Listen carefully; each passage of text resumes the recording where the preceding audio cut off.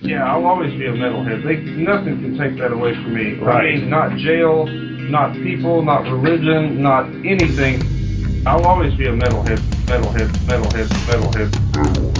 Metalhead leaves you all alive.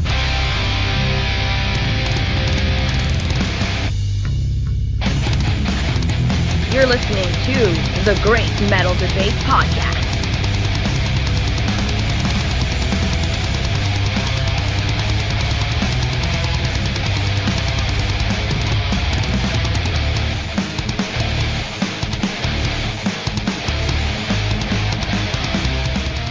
Welcome, Metalheads, to the Great Metal Debate Podcast.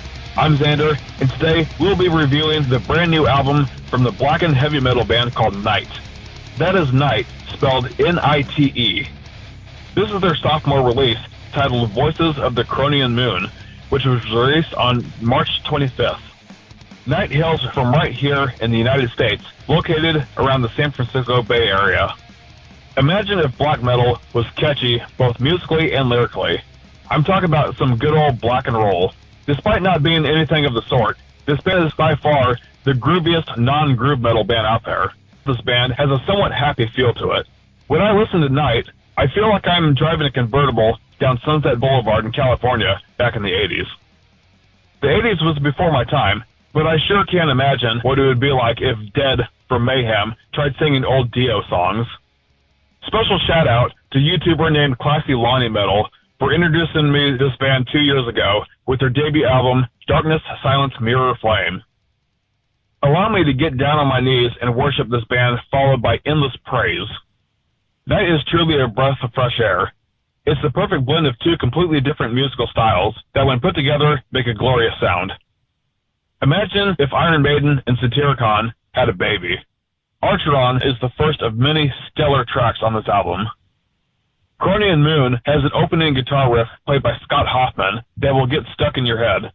After listening to this one a couple of times, you'll learn the lyrics very quickly.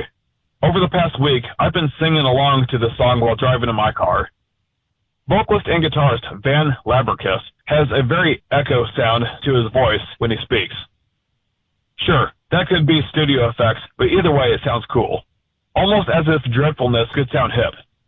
The next song, Liber Ex Doctrina, has a somewhat slower tempo, but is still a great track nonetheless. The reduced speed lets you hear every single drum being hit by Patrick Crawford.